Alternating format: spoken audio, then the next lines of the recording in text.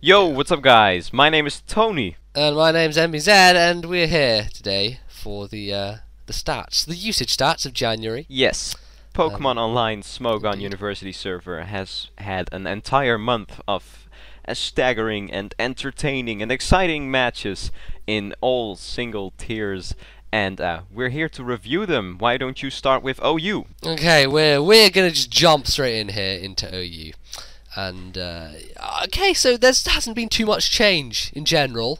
I feel we have pretty much the same top 10 with a couple of interchanges here and there. Is pretty much stays similar to what December was, and I guess that's really because there wasn't a huge change in OU overall. I mean, not much has come to the forefront, I guess, um, with stuff being not banned and things like that. So Yeah, it's pretty much I staying mean, the same. It's the exact same 10 pokes in the top 10. They switched places a little bit. For example, Heatran jumped from number 6 to number 4, but further, not really too much. yeah, I mean, like there's here and there little interesting things, but I mean, Sizzle now like a clear 5% on top of Dragonite, which is it's much more staggering than it was before, because I remember like a couple of months ago Scizor and Dragonite were really, they're both at the top still, but I mean there was like single digits or Yeah. double digits between them, and now we have like a clear 20,000 usage between the two of them, which is relatively staggering. And Scizor just claiming his prime, the king of the table, because I mean I remember thinking, you know, when 5th gen rolled around, you know, Scissor's not going to be as big as he was, is he really? And yet he still is. He still claims his kingship right at the top. Yep, He's just very good. So it is. there you go. Yeah, also something Yeah, I that's mean, worthy of pointing out, there's something called real usage and real percentage stats for the Smogon usage things, and that mhm. means that the Pokemon that are in your team actually do something, you know, they get brought in, switched in, they actually appear on the field. And if you use those stats, Rotom would be number 2, and Dragonite would be number 3, and Heatran would be 5, and Tyranitar would be 4.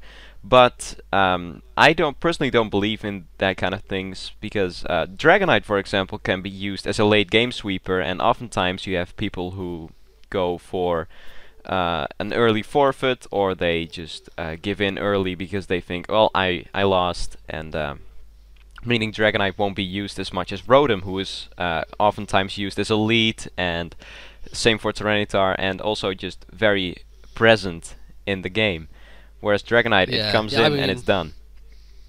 it's pretty clear that Rotom would easily have the edge on Dragonite in that kind of that real percentage category, because it's often used as a lead. If it isn't used as a lead, it's used as a wall on a switch in. It has lots of resistances, and it's going to be pushed to the forefront of a game, whereas Dragonite either is kept as a late game sweeper, or it's just never used because, you know, it's kind of kept as a threat, and, you know, sometimes you'll want to bring it out or you want to preserve it, or sometimes, you know, rocks will be out and you won't want to bring it out until you've gotten rid of rocks. So that kind of works out. I mean, it makes sense why that shift happens there. Exactly. So But when you look at the I mean, teams, just the teams, the complete teams, Dragonite is mhm, used more than Rotom, and 4,000 times more. Well, not times, but 4,000 extra battles more. uses. Yeah. So Yeah. we also have to look at the bottom of the tier, because there's been a lot of changes regarding the UU to OU tier.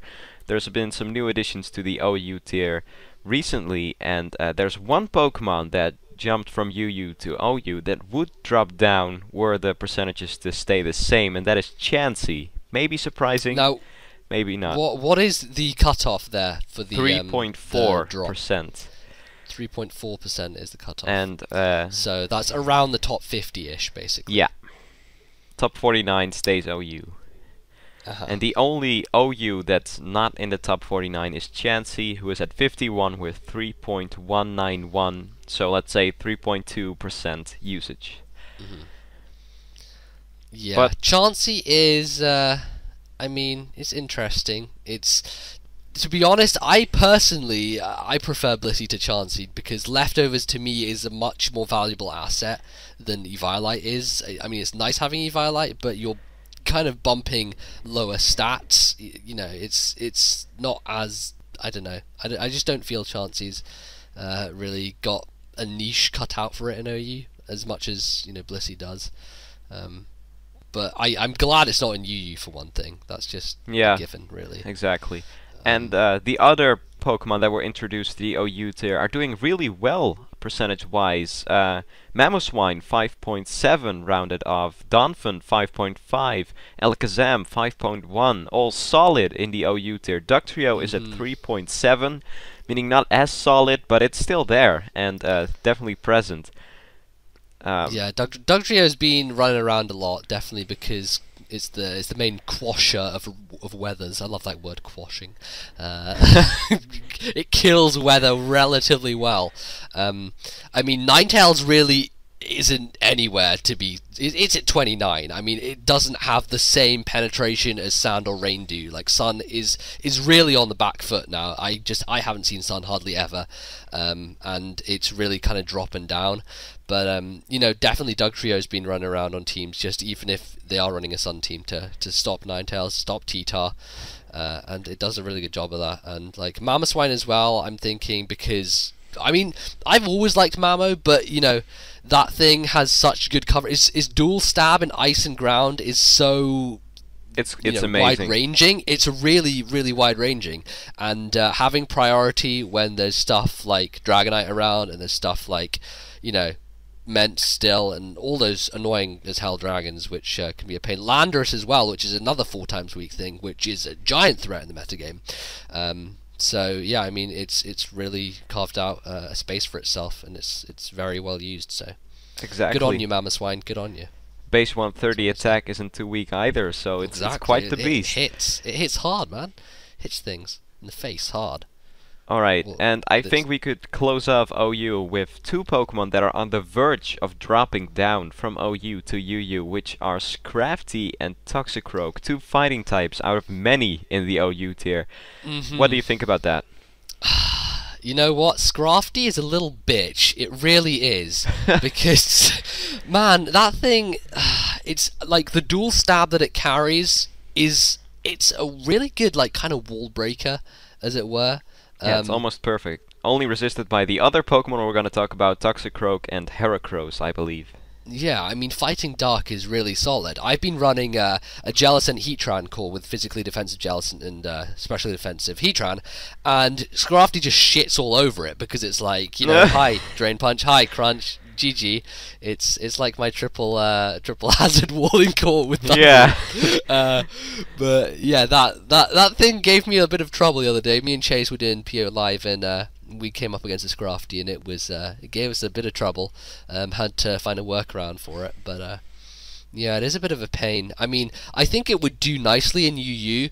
I'm slightly worried about it overpowering the tier just with its general bulk and its, you know, its access to Dragon Dance and Bulk Up and all these boosting moves that it can kind of act well with in UU. So I would say it could work in UU, but I mean, it still is a really big threat in OU, and I'm not really quite sure why people aren't using it more. But maybe its speed has to do with stuff. I mean, it's not as effective as a Dragon Dancer.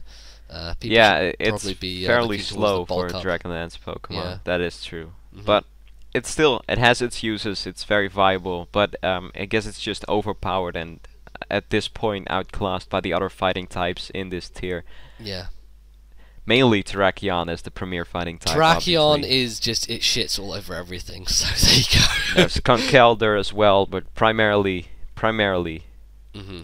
There's Infernape still, there's Breloom, who's been more and more popular, hitting the top 20 now with the specially defensive bulk up set.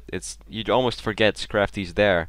Yeah. But it's definitely good, and it could completely destroy you if you become unprepared. But it's on the verge of going to UU now, but we'll have to see how that goes. Same for Toxicroak, by the way. Yeah, but I mean, the thing is, I don't feel that Toxicroak would carve out a niche for itself in UU, because the main reason that it was skyrocketed to dominance at the start of 5th gen was Rain, and Rain is really where it has its place, and that's where it does its best job. You know, the Bulk Up Drain Punch set, or, you know, a Swords Dance variant, whatever. Rain is where it belongs, and Rain is what it does its business in. So going down to UU, I think that it wouldn't really be able to fight its way back into the OU tier unless it was being used a lot more on rain teams. So yeah, I mean it's good. It's good in rain, but I don't really see it doing anything else outside of it, to be honest. So. Right. Yeah. I kind of see where you're going. It's a good stall breaker too. It shits on rain stall really. It absorbs the toxic spikes. It's immune to water. It can set up on the bulky water types, and it's really good against rain stall. But further, it's still good. I think it's good. It's a good wall breaker. It's a good stall breaker, but. Yeah. I don't know. We'll see. It's a bit, again a fighting type in a fighting type crowded tier. Exactly. I like Toxic Rogue though. It's really good. It's really unique, but yeah, definitely one of my it's kind of hard to fit him in a team right now. Yeah. Definitely. So. All right. I think that's it for OU as of now. We're gonna jump to UU. Ooh. And what do so we what got? do UU think? What do OU think about this? Well, OU thinks that Roserade is never ever gonna drop from number 1. Look at it! It just performs and performs and performs. It's so good. I love Roserade, and I think it fully deserves to be number 1 in UU. It is really diverse, and it just carved itself into the top of the tier again. It's interesting now that we have this 5% difference at the top of both OU and UU. Scizor and Roserade both running away with it at the very top. So that's pretty interesting, I guess. But I guess there really hasn't been too much of a shift. What with drops, I can't even remember what the major drops were from the January or December stats. Tier-wise. Well, for UU has been completely transformed. Mamoswine went to OU. Chansey went to OU. There's more. I'm not. Tornadoes, I think. Yeah. The thing. Donphan, Donphan obviously. Big. Yeah. Jolteon, Alakazam. But even with all those major changes, Roserade hasn't moved. And Roserade not. But just below solid. Roserade, it's pretty crazy now. Because number 2, might as well take this bridge. Number 2 is now Hitmontop, and that used to be Donphan, and Hitmontop used to be number 9 last month. But Rapid Spinning is so premier with Roserade as the number 1, being able to set up all kinds of hazards. Yes. And that is. Rapid Spinning is vital in the UU metagame right now, and since Donphan, the premier Rapid Spinner, left, Hitmontop is there to take its place, so Hitmontop is now number 2 in usage. Hitmontop, I'm really just not surprised at all that it's gone to number 2. Makes sense, filling the hole that Donphan left, and yeah, Roserade, as you said, just spikes, T-spikes. I don't think, though, that T-spikes are as useful in UU, though, Roserade may carry them a lot, because everyone's carrying a Roserade, and there are a decent amount of poison types in UU as well. I don't feel that, toxic spikes are really a big issue, because they're very easily absorbed by lots of things.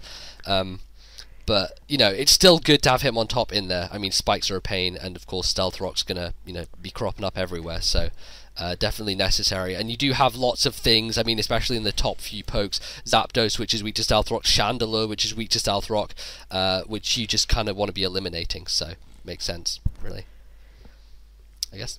Yeah, what I do think is interesting, though, is that everyone that had a Donphan on their team seems to have replaced it with a Hitmontop, because Blastoise, Claydol, or any other Rapid Spinner did not change at all.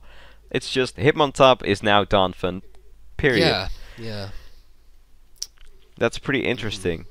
What's also interesting is Alakazam, a very fast and special attacking psychic type, has been banned, and to replace the gap that Alakazam left, a Zelf jumped from number 34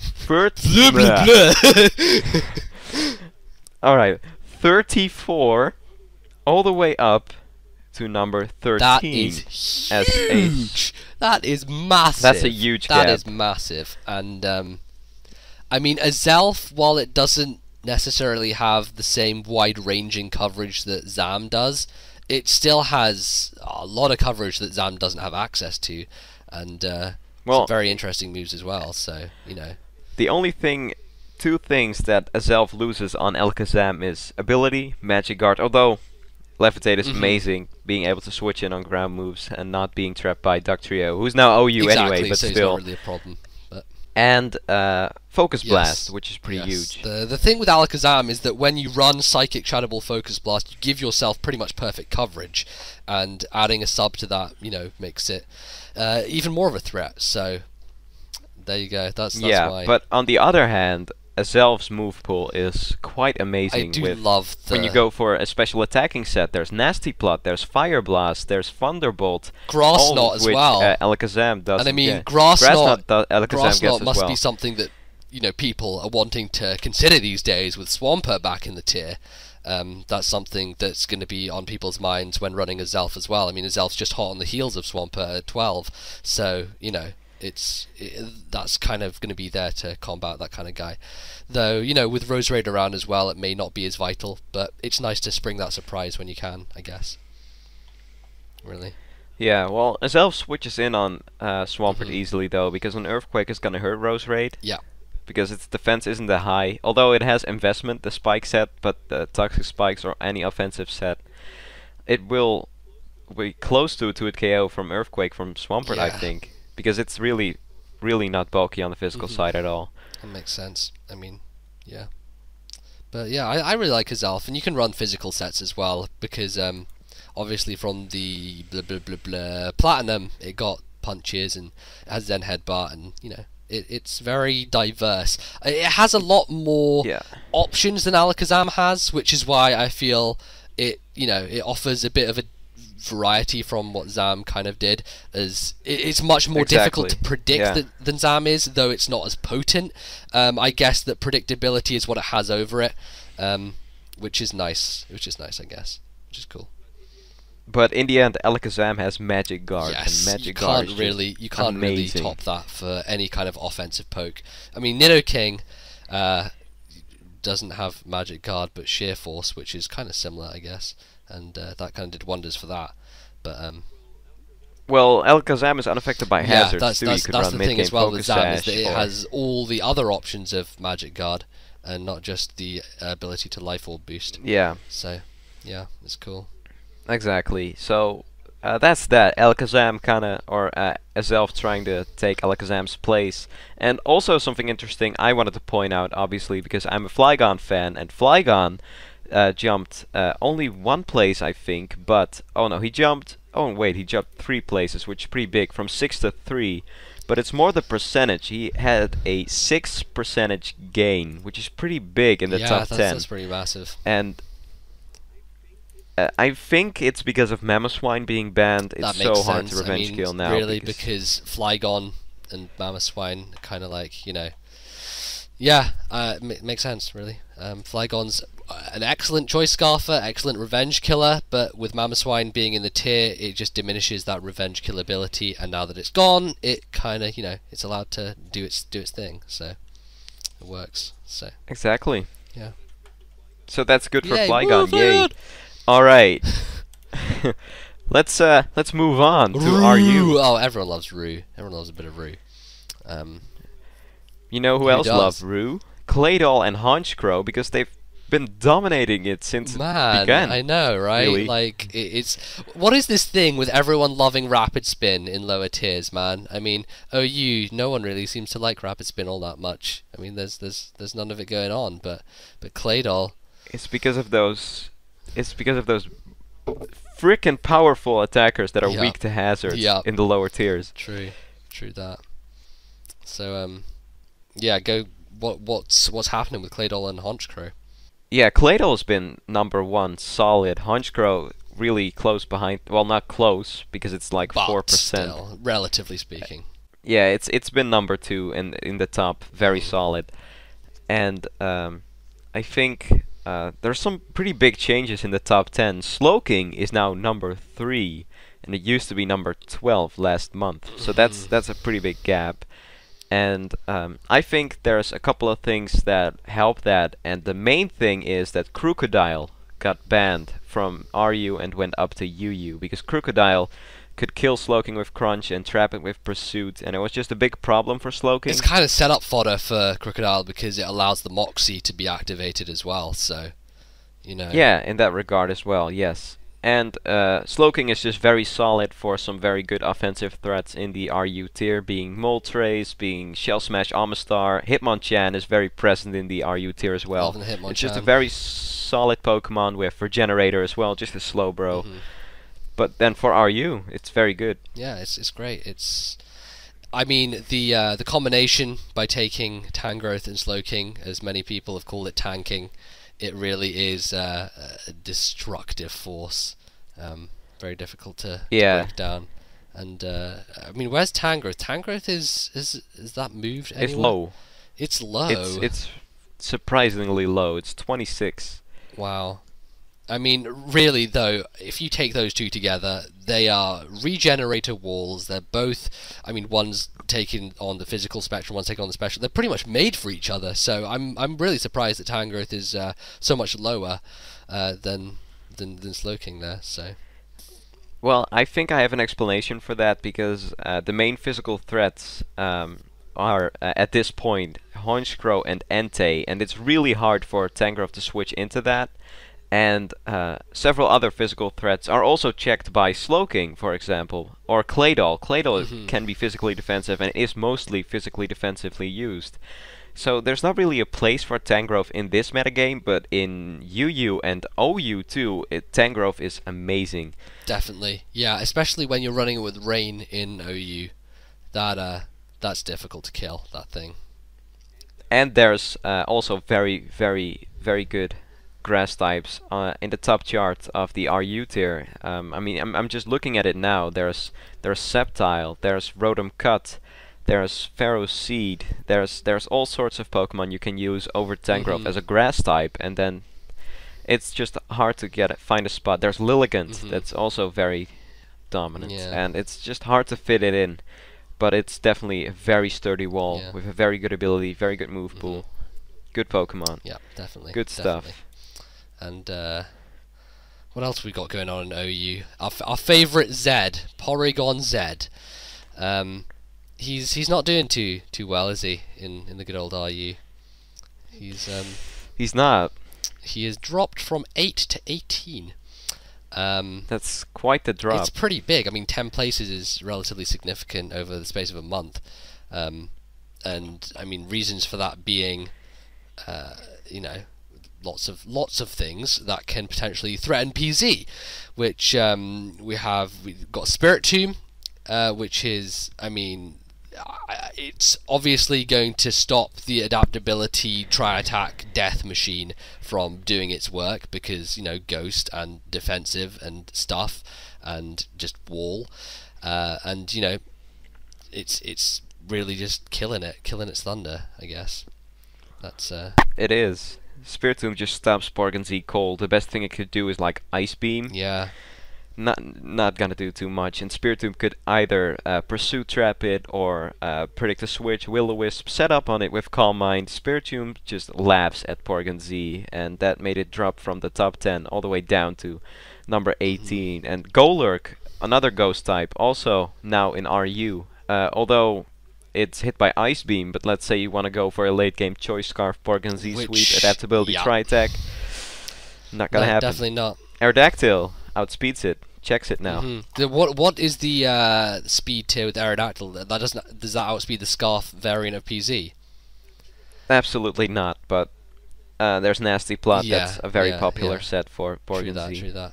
But yeah, Scarf Z has a more difficult time because of those two ghosts, definitely. And Scarf Z is one of the, or should I say Zed? Scarf Z is in fact is much more difficult to pull off when you have ghosts, you know, ruining your day, I guess. So. Yeah, especially Spiritomb is very annoying for Porygon-Z. Also, in the top 10 usage now, obviously Spiritomb is amazing. I think it's the best Pokemon in RU. It's great. It's not the most used, but you know, when you have no weaknesses, then there's always something going for you. So. Exactly. There we go. Spiritomb. Oh yeah, there's one more thing I want to touch in this tier, and that's Cress. Cress is one of those Pokemon that drop down massive. Yeah. With Cress. There's one thing though. Yeah. It's not really used too much. It's number 28. What are your opinions about this? Well, my personal opinions interfere with logic and reason, so personally I'm like, you can't kill Cress, it's the stupidest bitch in the world. That's just my preset opinion. But I mean, looking at it, there are things that really, stop Cress and do a good job of stopping Cress.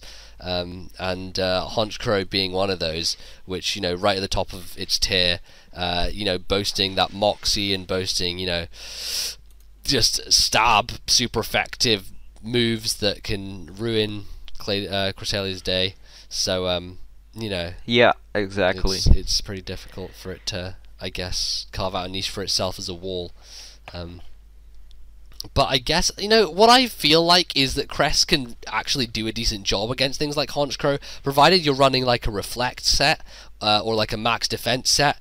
I feel that Cress, it can pretty much Ice Beam Honchkrow and limit it, and it can live hits, is what I feel. But I don't know, I haven't really had the Honchkrow versus Cress scenario pop up. So, Right. I'm not too experienced in what would happen. There's several other psychic types you can consider for your team as well. I mean, Claydol number 1, Yuxi number 5, Slowking number 3. Yes. They're all right psychic. at the top. Gallade number 8. And all these defensive psychics, Uxie, Slowking, Claydol, they all have their own niche kind of carved out for them. Slowking has Regenerator going for it. Claydol's a spinner. Uxie has, a wide variety of support stuff. Stuff that Cress doesn't have access to, like Yawn and stuff, which is very useful. And Stealth Rock, and I mean all those kind of utility things that it has. So when you're trying to build a team and you're thinking, hey, which psychic is going to do the best job, utility wise and survivability wise, you're kind of looking to those three more than you are to Cress, because they have, I guess, unique things going for them more than Cress does, rather than going for the super duper bulky unkillable thing which kind of does nothing. You can go with the other guys, so makes sense.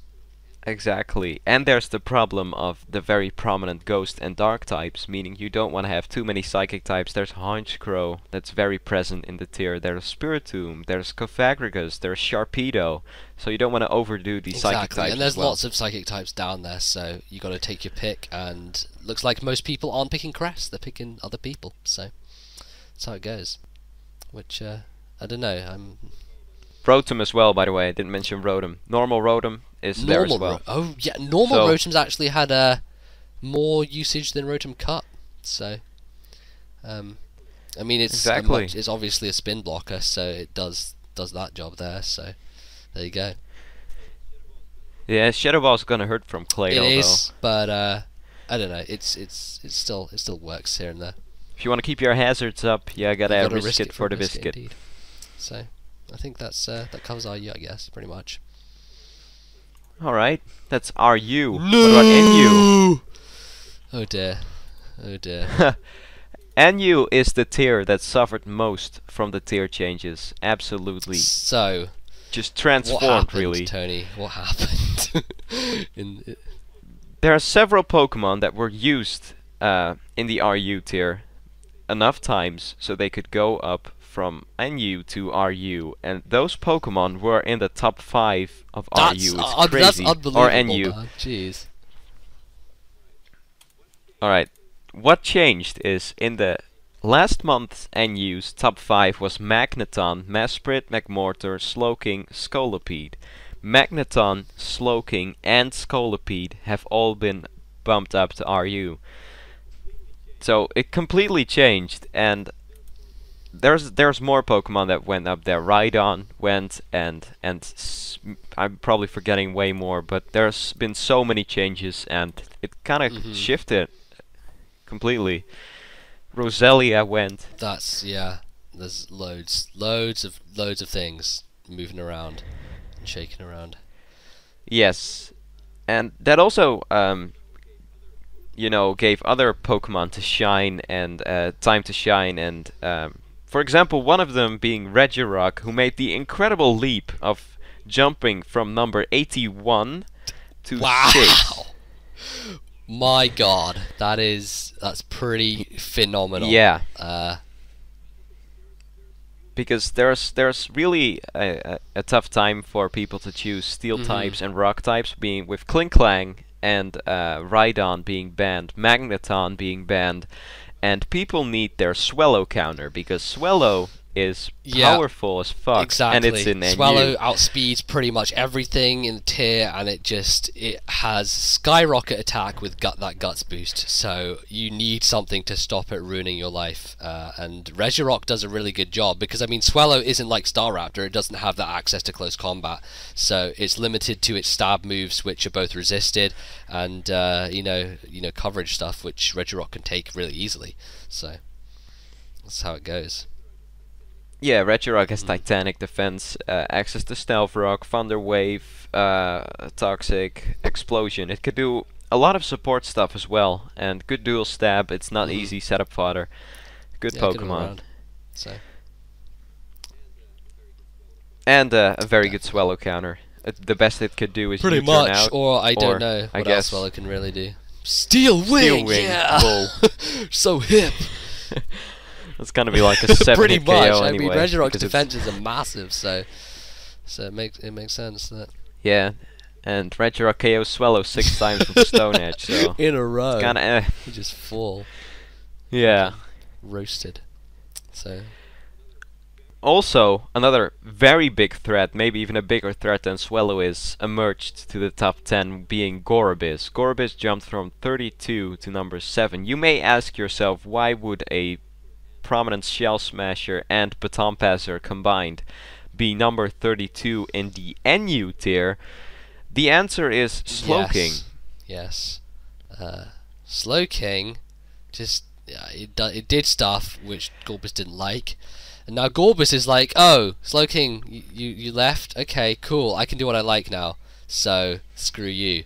And the thing with Gorebyss in NU is that standalone Gorebyss can sweep, is the thing. I mean, when people are using it in OU, Gorebyss doesn't really have enough speed or enough power to, sweep on its own through the tier, whereas in NU it kind of has, it has a lot more leeway to be able to actually set up for itself and sweep, as opposed to setting up for something else and baton passing to it.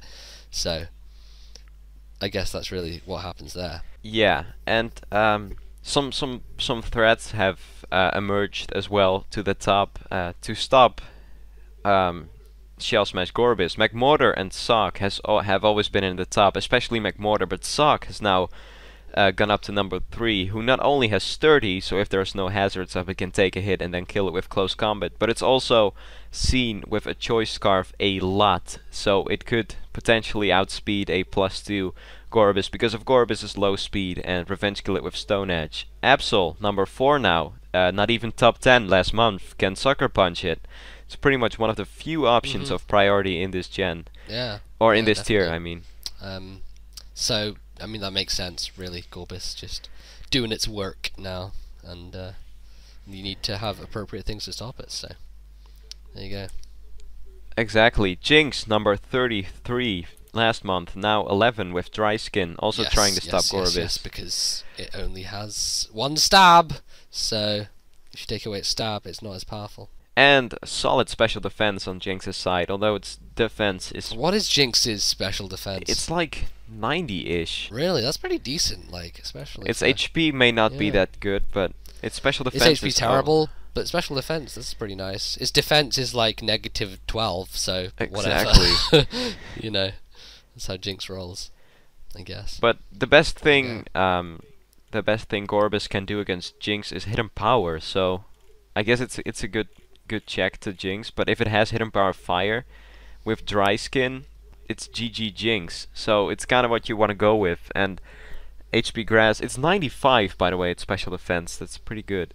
Oh, okay, so it's even better, which is great, But it has to look out for Hidden Power Fire Gorebyss. If Gorebyss has Hidden Power Grass or Electric, Jinx can kinda take a hit and Psychic it, but the most common Jinx set, out of personal experience, is a mono attacking set with Lovely Kiss, Substitute Nasty Plot, and Ice Beam, meaning it can't do much back either. So if you want to counter a Gorebyss with a Jinx, I'd suggest you'd also have a bulky water type who can take on Gorbis if it has hidden power fire, meaning it walls the Gorbis with the bulky water type, and if it has hidden power grass or ice, you can wall it with Jinx and maybe kill it with like Psychic or something like that. But Gorbis is a big threat, so keep that in mind.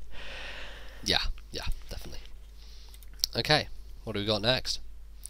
Anything else in NU?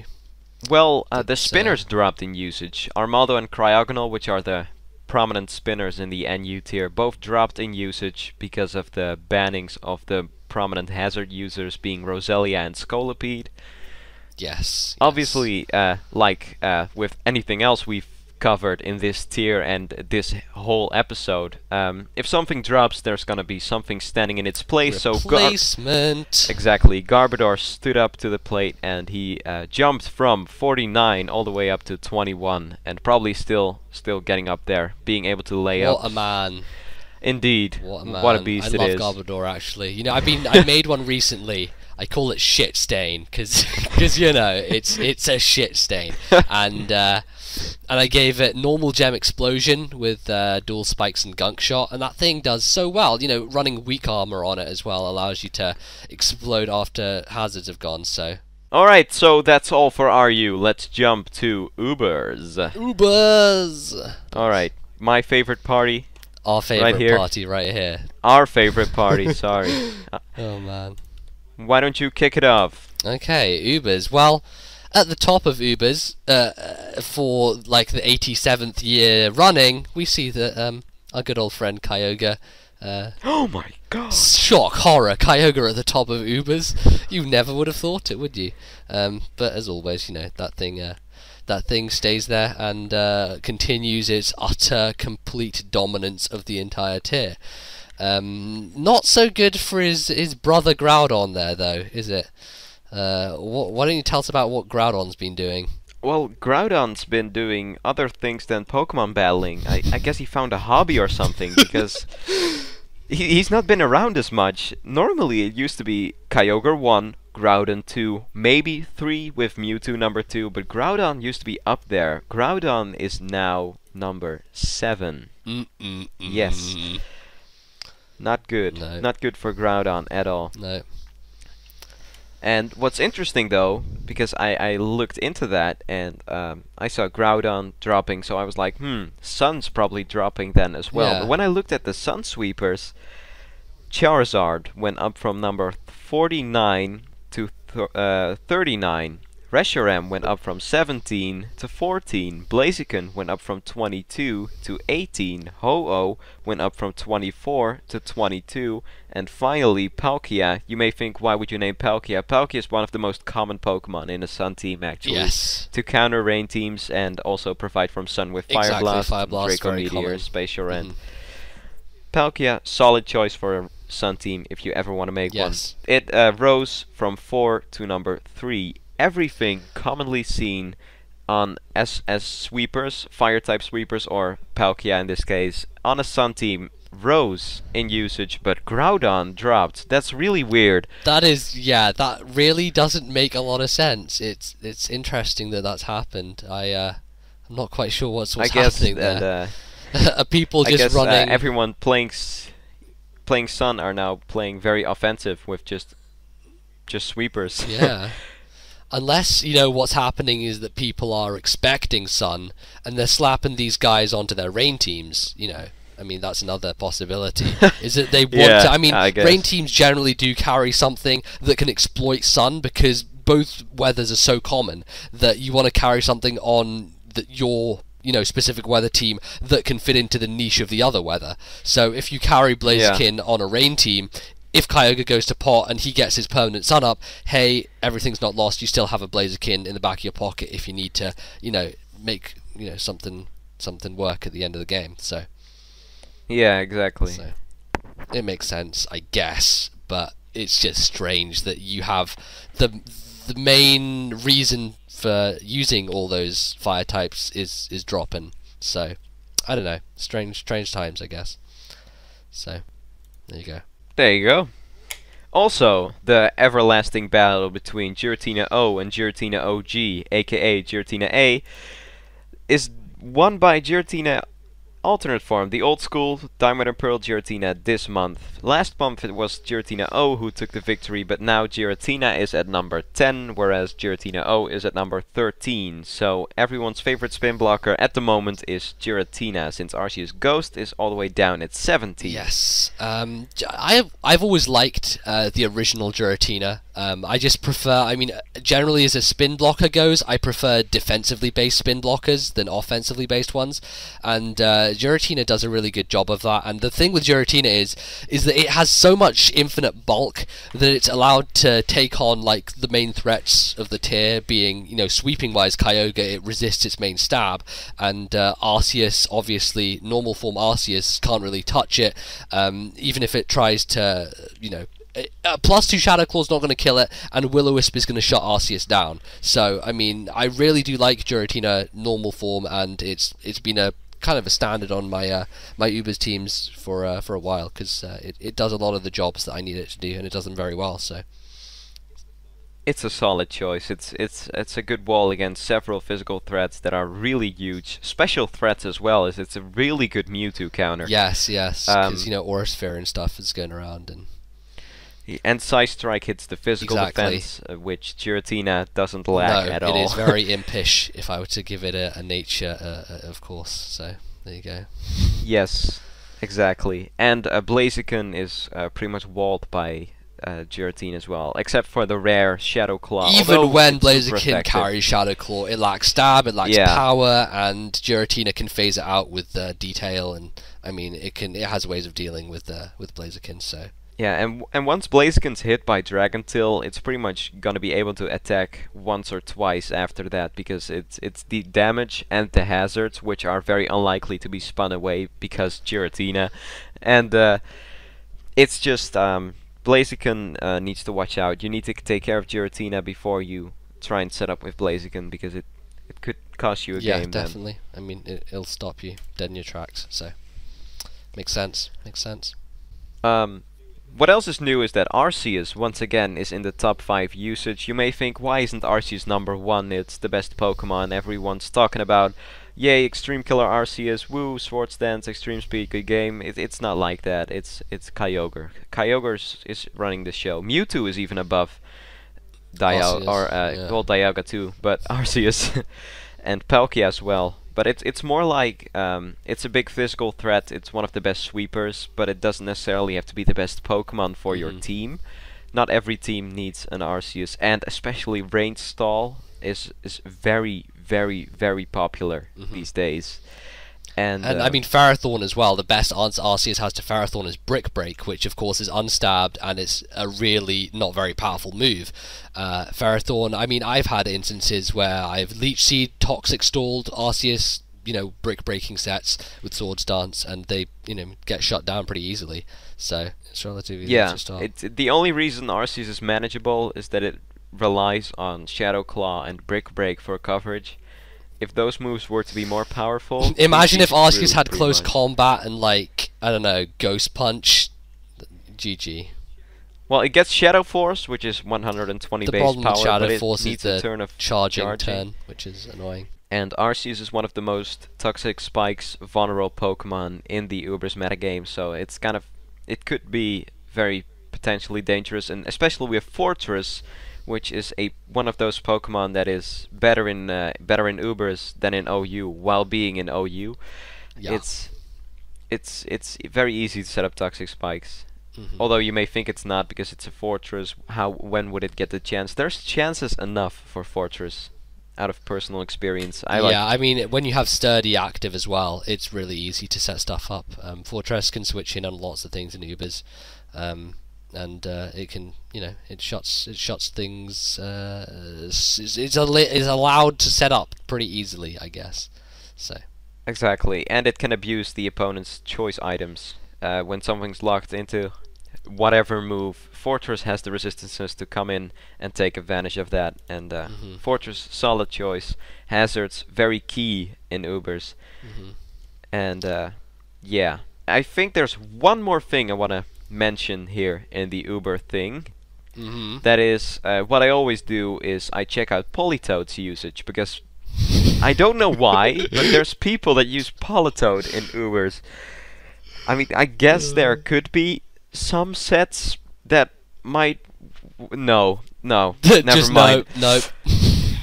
There's Kyogre people. Don't use Poly. His name please. is Kyogre. He rules the roost. Don't Polytoad ever. No. But there's good news actually because it dropped. Although it's not staggering, it only dropped like 5 places, but still. But people have sense. Wow. Exactly. Oh man. It used to be number 57, being used 431 times in 1 month in the Uber tier. Who the fuck is trolling? Like, what is going on, man? Oh man, that's funny. And this month it's at 62 with only 253 only.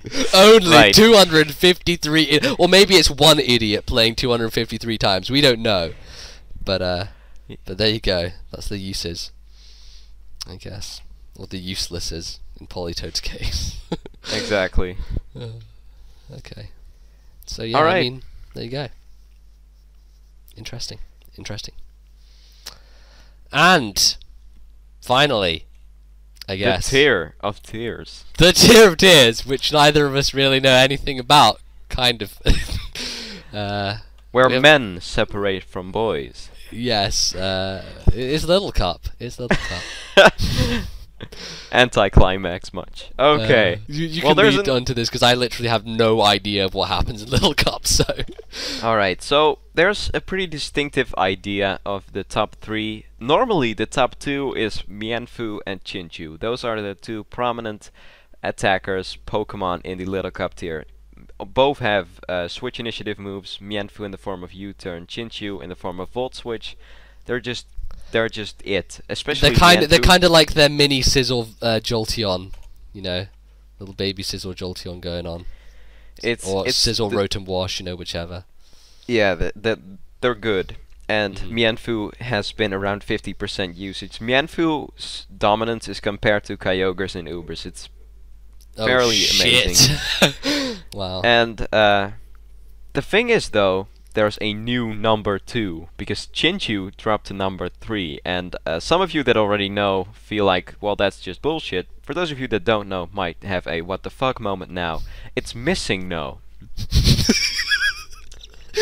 Oh dear, what happened? Why did everything get fucked up, Tony? What went wrong? Alright, for those of you that don't know what this means, missing no is the spot it will fill in when you forget to put a Pokemon on your team. So when you're battling someone with 5 Pokemon, their 6th poke is missing no, and you can't use it, but it will register in the usage stats. Apparently, 2,224 users, meaning 42% of all battles, had incomplete teams. The reason for this is not that everyone that plays Little Cup is a retard, although I'm not denying that. Chase would argue otherwise. Actually, Chase likes Little Cups. So. Yeah, Rick would argue otherwise. Yeah, Rick would argue otherwise. But it's the phenomenon called Android. Android, you all know that it's the software thing that you can run on your phone. There's a PO version for it, and it seems to have fucked up at the Little Cup tier, meaning teams were incomplete and the Android users kind of shoved around the usage stats for a Little Cup, meaning that missing no is now number 2, but that's just a flaw in the Android users. I think halfway through the month or something, they started banning Android users from the Smogon server, so imagine if they wouldn't have done that. Yeah, it would have just completely like dominated everything, which would have been stupid, but it's just a glitch, so it doesn't really mean anything. Yeah, the overall tiers. Exactly. Further, there haven't been many changes, but there's one thing I found pretty interesting, and that was Drillbur's usage completely dropped, and I don't know why. Drillbur. Oh wait, now that I'm looking at it, I'm noticing something I hadn't noticed before, because Hippopotas is legal in Little Cup. It is? Okay. Well, I didn't it know is. I checked it today. It is. It is legal. And Drillbur with it's pretty much yeah. It's a mini Excadrill. It's exactly the same, but then for lower tiers. Yeah. And it was still allowed. It wasn't number 1 or anywhere close. It was number 8. But one of its greatest counters, I guess, is now allowed in Little Cup because I don't see it anywhere here. Because last month Gligar was nowhere to be found, and now it's number 6. So I guess that's the reason Drillbur dropped. Ah, okay. So Gligar's been allowed back into the tier, which is basically the same Gliscor Excadrill situation, just in little baby form, which is it's funny. It's because yeah, because Gligar is not even allowed in NU because it's RU. Yeah, but yeah. I guess it's now. I guess allowed that in its Little level Cup. 5 statistics allow it to be used now, and So I assume that's the Cup. reason. And Bronzor is up there as well, number 5, but it has been for a while. So Yeah, I had a feeling that Bronzor was banned from Little Cup apparently, but I'm not sure. So no, it's a bit there weird. were some bannings before. I think amongst them were Scraggy, Carvana with speed Yeah. boost. Certain pokes. I'm not sure. I don't know much about Little Cup at all, but I know there were some banned, and Yeah. I heard from some dude Nitude, Some guy, dude. and he told me that those bannings were gonna return to the Little Cup tier. So if you want to have some excitement, some cool, refreshing Okay. new stuff, go play Little Cup on your Android. Right now. Go play Little Cup. It's free. But so's everything else. So why would you play it? Yep.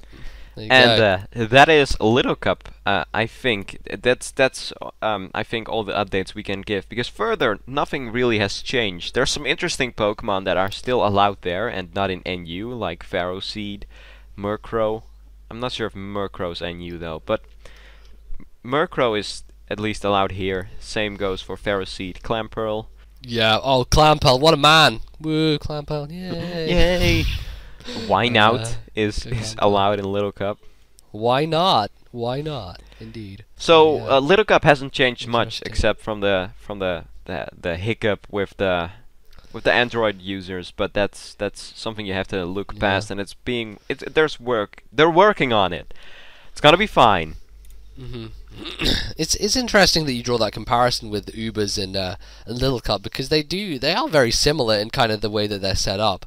Because Ubers, I mean, it doesn't really change much when things move from OU to Ubers.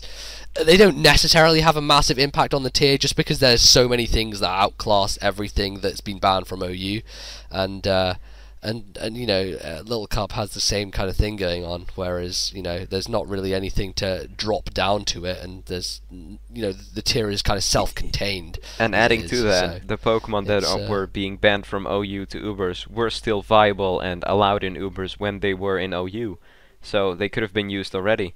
exactly, they could have been used in Ubers already, but no one does because they're outclassed. So Yeah, well, there's people that obviously think they're not that experienced in Ubers, and they see Excadrill being banned to Ubers, and then suddenly it's being used so much more in Ubers because people think, oh my god, it's Ubers, I can use it in Ubers now. yeah, and this is the problem with lots of people who don't really kind of understand the system, is that something going Ubers doesn't mean, oh, it's fit for the conditions of the Ubers metagame, because for one thing, the Ubers metagame isn't a metagame, it's a ban list. But that's kind of the foothole, the trip hole, the hole in the ground that people trip over. I'm trying to think of a smart word here, and I don't have one, so I'm going to say pitfall. Yeah, I got there in the end. God damn it. That people fall into is they think, let's do this because obviously it got moved to Ubers. That must mean that it is meant for Ubers, so let's use it hubbed up. And that's not what it means. So there you go. That's what happens. That's what happens. Okay, That's what those were all the tiers we feel like should be talked about. Want to go to the lead usage, like really quick? Quick, do a real quick segment. Alright. Yeah, let's do that. In OU, Politoed 1, Rotom Wash 2, Tyranitar 3, and interesting is Ninetales at 5. Weather mainly used as a lead. Weather. Very good lead. Scissor, very good lead with the Switch Initiative moves. And of course, we don't have the there's the absence of Deoxys Yeah, speed now, who would which otherwise- did yeah. pretty much led up the lead statistics. What I think before, is so- interesting is that Mienshao is number 12. I wouldn't expect that somewhere so high in Well, such a ranking. It makes sense though, because the fake out lead. It's a was good something lead, that but was, it's a fighting type, not Terrakion, so I'm just generally surprised. But I mean, the other thing with Mienshao is it's a good lead for bluffing the fake out, because lots of people are running Scarf Mienshao or even Banded Mienshao as lead, and people fear the fake out, they switch out, and you kind of get a free window to do whatever you like with it. So it makes sense as a bluffing set, as well as generally decent with fake outs. So I mean, Exactly. makes sense, kind of. Alright, UU leads. Deoxys Defense is number 1, very close to Azelf being number 2. Then there's Rose Raid. I mean, it works everywhere. Hazards. I mean, that's just And hazards. 4 That's what is it is. Hippopotas. So Sand Yeah. is present Makes- in UU yeah. as well as Lillicup. Bronzong 5, Flygon 6. Again, it could be a viable lead. Ambipom with the fake out stuff and stuff. What's interesting? Sableye 15. What an asshole. Who leads with Sableye? That's just. I do that sometimes. I'm sorry. I guess they're trying to make their opponent forfeit from the start for easy points. Yeah, pretty much. Pretty much. Alright, Aerodactyl only Oh, 19. man. I'm glad to see that. I'm not a fan of Suicide Lead Aerodactyl. No, definitely not. Suicide Lead's something that I kind of found overrated. Like a waste of a Pokemon, really. That's what I felt. But Alright, oh well. Yamaga 24. Yeah. I would have seen that up higher. You know, it's a good. You know, let's go and destroy something lead. Alright, Mhm. RU, Aerodactyl. God damn it. My whole point gone. Aerodactyl 1, What a Uxie 2, Claydol 3, Axelgor 4, Scolipede 5. Well, I'm glad Scolipede is at least being used after it's been deleted and kicked from NU. But I mean, we're seeing a trend here with hazards. Yeah, and stuff, Smirgle so- 6, Quillfish 7, all laying up hazards. Crustle 12, Yeah, pretty much. pretty clear. Yeah. Alright. Makes sense. NU, Makes sense. Mesprit is not only number 1 in usage, but also in leads, and by far it has like 3 times the usage Golem has, which is the second lead with Sturdy Stealth Rock. Makes sense. Regirock also Stealth Rock, Rotom S Volt Switch, Camerot Stealth Rock, Probopass Stealth Rock, Electrode Rain Dance. Yeah, Rain Dance and Volt Switch as well. Does Absolutely, it get access to? I'm pretty sure it does. Yeah. Ninjask, well, early setup, might as well. Good old 4th gen noob set. Exactly. First turn Swords Dance sub. Yeah, that's how it went when you were a noob in 4th gen. Garbodor and Sock are up there. Sock with the sturdy, Garbodor with the Yes. hazards. All pretty clear. Ubers, surprise, surprise, Kyogre and Groudon.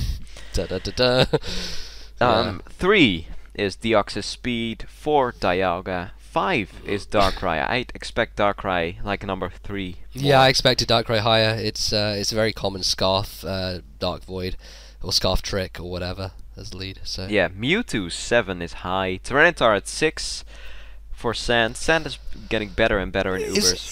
People start to find kind out. of, yeah. It does work. It does work as long as you kind of mold your team to counter the other weathers. Well They can enough. counter.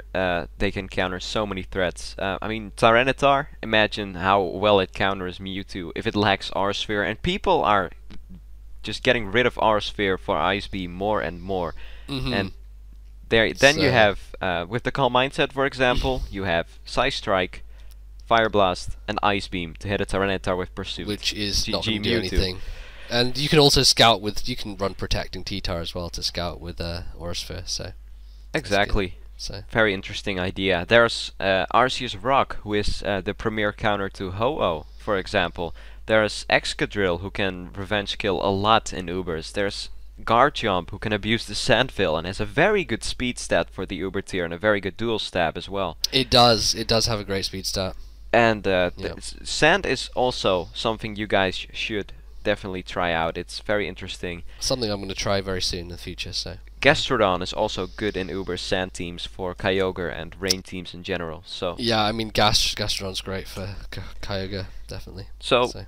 stuff you can try out. Hippowdon as well, by the way. You may think, why Hippowdon? Hippowdon is a very good counter to, for example, Zekrom or Groudon, and Hippowdon has its uses in Ubers, definitely. So both Tyranitar and Hippowdon are more than viable in Ubers. Try them out. Have fun with it. Definitely. Agreed. Little Cup leads, let's go. Okay. Mienfoo is number 1. Duh, winning! Hippopotas is number 2. Bronzor number 3. Dwebble is 4 with the hazards. Cleffa is number 5, I guess with Magic Guard. Maybe a Fear lead with Endeavor, something like that. Fear is pretty cool. It can Stealth Rock as well, I think. At least Clefable can, I'd imagine. Cleffa can yeah. That would make sense, yeah. Chinchu, Volt Switch, Gligar, Hazards, and Walling. Staryu, offensive lead. Snover with Hail. I think Snover is banned from Little Cup. Oh, wait, no, it's banned from NU to BL. It's banned from NU, but it is allowed in Little Cup. Alright. Now, do you want to go through the lead stats, the 1337 stats? I think that it's only necessary for specific... I mean, we can just go through a few specific differences that we see. Just note whatever we see and have our opinions. Alright, OU. First of all, I think we should say what the lead stats actually refers to. I'll explain it, or do you want to do it? You go for it. I'm gonna go for it. Okay. The lead stats, the 1337 stats, as it's pretty much it's kind of an interesting thing. It's where they... It's also an internet meme, but yeah. It's also an interesting meme as well, yes. But the thing is, when you go to the usage stats, and they only check the usage from the people with a PO ranking of 1,337 points or higher, meaning you can see what the skilled people use and the people with the most points, most experience, you name it. However, not every tier has for example, when you play 4th generation NU, the number 1 is probably gonna have like 1,200 points, meaning you can't do something like 1,337 points and higher. So it's pretty much the top ranked of each tier and cut off as like a similar ratio, but not at the same point. So every tier has about the same skill level and up. So you can see what the higher ranked people use. Now, OU, big differences. What do you see? Jirachi in the top 10 is it makes sense. I mean, Jirachi, lots of various sets that it can use, and I mean, I think lots of higher tier players are using a more specially offensive Jirachi type thing as opposed to the specially defensive normal set, because if you run Carmine Jirachi, that completely 100% counters a lot of the things that stop the special defensive Stealth Rock, Body Slam type set. So, I mean, that makes sense that that's there. That is all true. One quick side note though, Jirachi is in the top 10 now for everyone. It's 9, but here it's 7, so it's a little bit higher.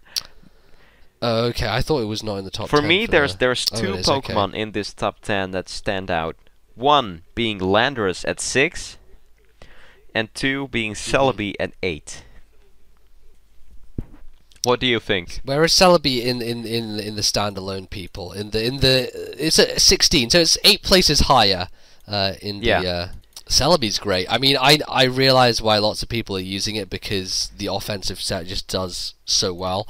But I mean, I'm not sure what kind of the nice thing about Celebi and Jirachi in general is that they have so much flexibility in what they can do in their move pools that I see, like, more top tier players having move sets that are, I guess, less predictable but also still fit the conditions of the metagame. I mean, if you look at the leading players, they won't necessarily be using all the cookie cutter teams. I mean, they'll be using the standard sets here and there, but they'll have the conditions on each Pokemon that, specific changes that you'll tailor make for each one. And Celebi and Jirachi have that real flexibility, so it makes sense that they'd be further up there, because you can kind of, you can run Stealth Rock on Celebi as opposed to anything else. I mean, Celebi can do that. It can be defensive, offensive, anything. So, I mean, that's kind of what I think about, those two being there. Yeah, I think you're right. And Celebi is also a premier Rotom Wash counter, which is a very offensive threat and something you want to handle. as well as more, but Definitely. mainly Rotom Wash. It's Celebi is just great all around. Although it has a lot of weaknesses and a lot of flaws, it's just It has a bunch of weaknesses, but in the current conditions of yeah. metagame, And it there's works so well many with its pros resistance for as well, it does Celebi, carry. and Nasty Plot was just a blessing for it as well. It's very good. And Landorus great. number Yeah, 6 makes is sense. also very interesting, I think. It's one of the premier sand sweepers alongside Terrakion, I think, and trying to Yes. fill Excadrill's shoes, but it's different though. But with Sand Force, Earthquake, Stone Edge, Hidden Power Ice, U-Turn, you name it, Landorus does it. It's good. See, because what a lot of your normal people will do is they'll run Landorus with a Scarf and kind of go, okay, we'll just do that, that's fine, that works. But I'm guessing that more experienced players lots of people run Sub on it, for one thing. And a Sub 3 attack set works really, really well, and that can catch off a lot of things which would usually switch into Landorus, because you can run Sub with Smackdown and Earthquake, which allows you to ground, a Bronzong on a switch in, perhaps predicting a U-turn or something. Skarmory can be stopped. All these guys, Smackdown, Earthquake, is a hugely brutal combination when you pair it with the substitute, just to have that defensive buffer while you get them on the ground. So, I mean, it works relatively well, and I'm sure that lots of people are using that in, higher ranked people, I guess. And the nice thing about Landorus as well, if you're using substitute leftovers, you really don't miss out on the Life Orb power, because you have Sand Force, which is just so nice. Yeah, Sand Force just is a life orb in itself, so having that extra recovery is always beneficial, so it's good. It's good to have that there. Makes sense. Exactly. Alright, want to jump to the next tier? This is really interesting. Rose Raid is number 8. Yeah. that's very, very, very interesting and indeed, there's actually. one Pokemon specifically that jumps out on number 1. Huge gap, and I'm pretty sure no one sees this coming, but it's Deoxys Defense. Yup. As Deoxys Defense. It's amazing though. I'm not gonna deny that. But number 1, I find it surprising, and yeah, I just find it surprising. The thing is, I don't find that surprising. I'm guessing that lots of people, people generally use it as a setting up spikes and that general kind of thing.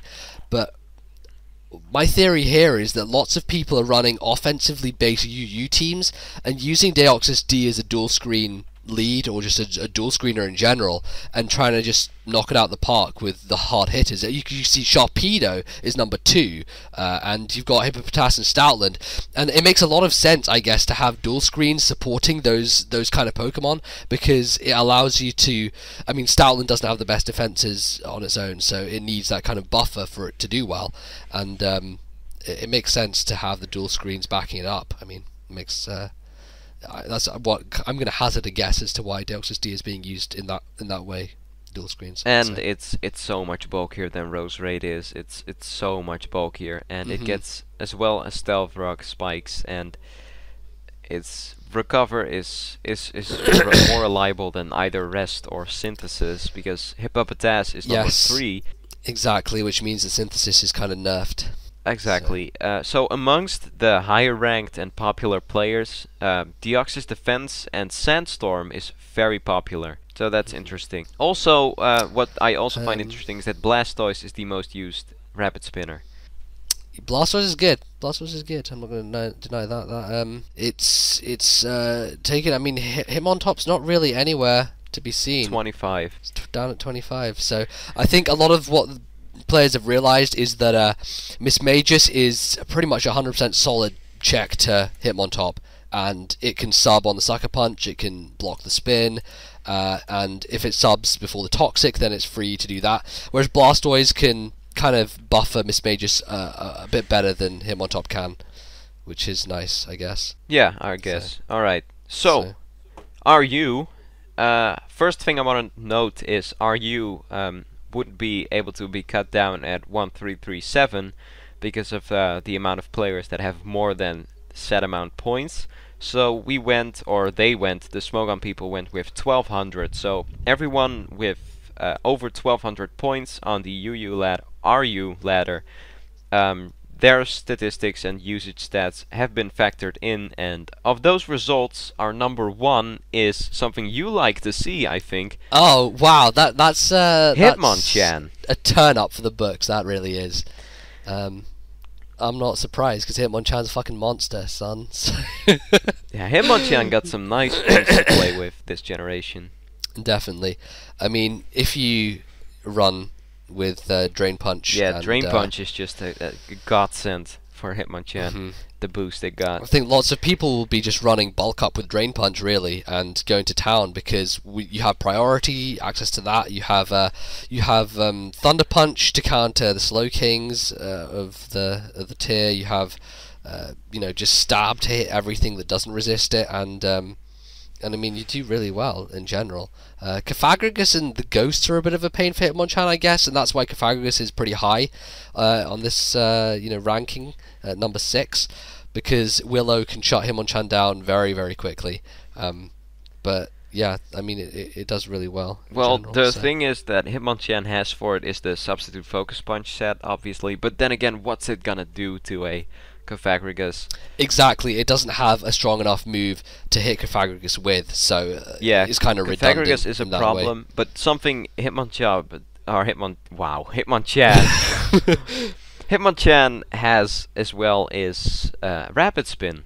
It's a good offensive Rapid Spinner, and it has Foresight as well, meaning it can Rapid Spin on Cofagrigus as well, and it packs a punch too with Drain Punch, Ice Punch, Thunder Punch, Mach Punch, whatever you want to fill in the blanks. All the punches. Comet Punch. You name it. Comet. Yeah. It does great. So that's cool. That's very interesting. So yeah. It's a good unsuspected and pretty much unstoppable Rapid Spinner. And definitely. It's really you wouldn't expect it to be so high, but it's there. You know, it's awesome. I love it. Love it. Alright, NU. NU is Absol, the number 1, and Mesprit number 2. Well, Absol shits on Mesprit, so GG. Well, I guess you're right.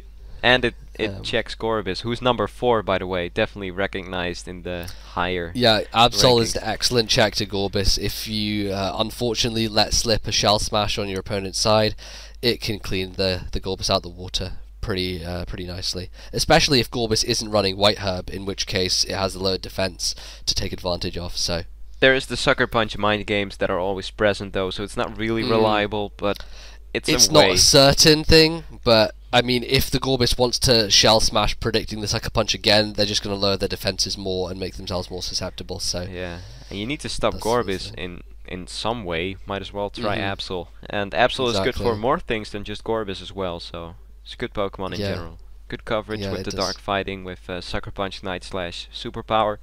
Great poke. Definitely. So, alright, Uber's Big Whoop Kyogre. Oh man. But what if I say 65%? That's kind of crazy. Yeah. I mean, the smart people know that Kyogre is Kyogre, so GG. Yeah, pretty much. Yeah, not even Mienfoo can tip that. It can't reach the dizzying heights of dominance. However, really the one thing that stands out most is, well, two things, but the main thing, in my opinion, is Tentacruel, because Tentacruel is number 3 in Ubers. Wow, that is pretty impressive. Tentacruel being all the way up there, and lots of good players in Ubers will know that Tentacruel is an excellent poke to be using there.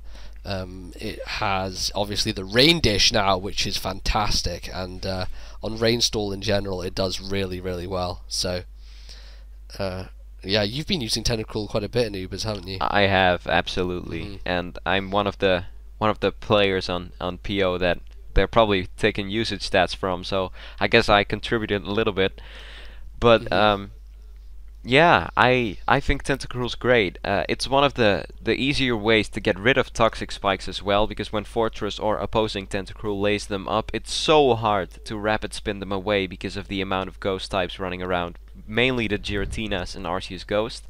Yes. It's spinning. You just have to assume you're not gonna be able to get a rapid spin off. Just assume that. Even if you have a rapid spinner, just assume it's not gonna happen. You need to prevent your opponent from laying up as many hazards as possible. The advantage Tentacruel has is that Tentacruel absorbs the toxic spikes without rapid spinning, and it's one of the few viable poison types outside of Arceus Poison, which is definitely usable. I have never in my life seen an Arceus Poison. It's very usable. I'm sure it is. I've never seen one. So there you go. Yeah. All right. Well, what's the second thing that's noticing? What I noticed is something I want to address to you guys as well. The amount of non-Ubers in the top 10 being... I agree with that. I mean, like, look at it. We've got Tentacruel at 3, Skarmory at 5, Chansey at 6, and Ferrothorn at 9. Which, that's interesting. Exactly, Most and that's just something I feel like everyone should know. When you're playing Ubers, it's not just about who has the strongest title legendaries against each other. You can use anything you want, and sometimes the OU pokes, or UU pokes even, are better choices, and it's just you can use everything you want, and there's so many strategies, and you should look at when you see a lower tier Pokemon. Sometimes they have an Uber analysis. You should read it. You should check it out, and it's so much fun to play. And there's so many options. I, for one, I always have like 2 non-Ubers on every team because it's better. It really is, and it's more fun to do so. You know, lots of variety. It's also a lot less predictable. Exactly. Yes. Because most people with their Uber's mindset will think, okay, I know what this does in OU or in UU, but what does it do in Ubers? And lots of people kind of will trip up and they'll kind of expect something and get hit with something else. So, you know, it's definitely interesting. That's also why I have a lot of non-Ubers in my Ubers database that I made, and I feel like that should be noted, and I hope you guys have more fun playing it then. Because many people look at Ubers like I don't know. It's not standard, and yeah, they look at it and think, oh, you can hardly use anything.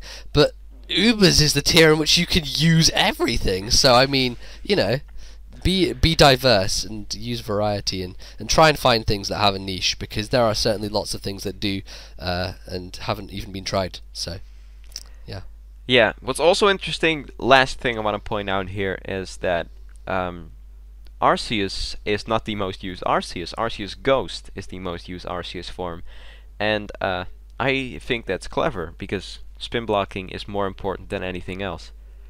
And Arceus Ghost not only kind of stops the extreme speed massacre of opposing Arceuses, but it also gets access to extreme speed of its own. So even if the Arceus extreme speed massacre is happening and it's kind of a low range of health, you're going to be able to get off the extreme speed before they're going to be able to get off their Shadow Claw. So, you know, it does well at stopping its opposing brethren. Exactly. Arceus Ghost is more than likely the winner in a Arceus Ghost versus Arceus matchup. It's very good, and a support set is also very viable because it gets Will-O-Wisp, it gets Recover. It's just awesome, all around phenomenal choice. Arceus Ghost. If you don't want to go with Giratina, because Giratina is more bulky, obviously, but Giratina has to rely on Rest Sleep Talk, which is fairly unreliable, and whereas Arceus Ghost can just go for Recover and Will-O-Wisp and Roar and just do the same thing with a little bit less bulk, no dragon typing, and no leftovers though, which is a setback. Yeah, that is another setback, but I mean it still does well. It's personal preference, really. Giratina is more used. It's number 4 in the... Yep. But that makes sense because it does really well in general, so... Well, I guess it's used because it doesn't die, which is a really nice attribute and something you want to have. It's like what I think about Cress all the time. Yeah, it's true with Giratina, so... Yeah, it's pretty much un-OKOable by physical attack. Like an Outrage from Garchomp is not a 2-hit KO. Need I say more? Yeah, exactly. Like, fucking hell. Oh, man. Alright, so let's jump to Little Cup and then stop, because I feel... How long have we been talking? Like an hour and a half or something, I don't know. We tend to talk a lot. I know, right? It's a habit. I think it's interesting though. I think we entertained. Yeah, I mean, we go in depth. We go further than any man has gone before, Or any Mienfu for that or matter. any Mienfu for that matter. Surprisingly Indeed. though, Mienfu is not number 1 in lead stats, or not lead stat. Well, lead with a elite stats. exactly. Not in the Yeah. lead spot, but lead. In the lead spot, Mienfu is number 1, but on 1200 ranking points and above, Gligar is the number 1. Which makes sense because it's the number one thing to stop Mienfu. So I guess it is. So there you I don't go. know I about mean, Mienfu's special attack, so it could hit him power ice, but with a Violite, I'm pretty guess. sure Gligar can Gligar take can it. shrug it off. It can shrug it off. I mean, it makes perfect sense for the top LC players to be using Gligar to stop the top threat in LC, and that's why it's there at the top, because it stops the top thing, making it the top thing. So there you Right, go. nice. Mienfu has base 55 special attack, meaning with no investment. That's pretty much pathetic, and even for Little Cup standards, no offense. Yeah. Yeah, that's pretty much it, I guess. Not too much different. Chinchao's down at 9 as opposed to being, within the top 5. Yeah, it's a very good switch in as well with good resistances and immunity. So I guess you wouldn't want to waste that. Bronzar there for probably Trick Room, Stealth Rock, and screens, whatever he wants to do. Krogunk is like the priority king, which could do like Fake Out, Vacuum Wave, Sucker Punch, Bullet Punch on one side. Yeah, it is. He's got loads of priority. So going its I guess way. that's why Krogunk is in the top 10 there. Shelder is at 8, being able to set up hazards and rapid spin. And can it shell smash? Yeah, I think it can. Yeah. But I'm Is that just Cloyster thinking only, or is about that how does Shelder as well? Shelder rapid spin? What do you mean? How does Shelder rapid spin? Well, can you picture it? What is it? Literally spinning around? I don't see it spinning. It's just lying there, sticking out its tongue. Well, okay. What the hell does Delibird do? It gives presents. Exactly. It takes its bag in 2 hands and then it just swings it. Swings it around. It's like, fuck you, Stealth Rock. Have some Christmas presents instead. Wow, that should be So, the title. Yeah. Fuck you, Stealth Rock. Have some Christmas presents. That's awesome. Alright. Oh man. Okay. Yup. Yep. Alright. So We came sliding to a halt there. yeah, So- we've wasted enough of your time already. If people even watch this. I mean, holy shit. they do. 1.5 hours? Who'd watch this? Or listen? They wouldn't watch it. They're gonna go for a run and listen to us while they jog and exercise and stuff. Well, that's a I good guess. idea, though. Yeah. Do that, people. Do that. That's a good plan. Learn more Yeah, about but- Pokemon and be healthy. Exactly. Great. We provide. We are a channel, of course, promoting the number one thing on Earth if you want to survive. So, Water. Warts, indeed. So. Alright, cool. Wanna shut up and stop? And actually, you know what? I think that we can get people to leave questions if we want to do a question segment, which we probably do want to do. I guess this is the video to get the questions rolling on. So if you want to ask us just questions and stuff, then leave them below, and we will address those in a different segment or a different video style type thing, segmenty type thing. So. And if you have any things, any feedback, any tips, comments, anything like that, just leave them below.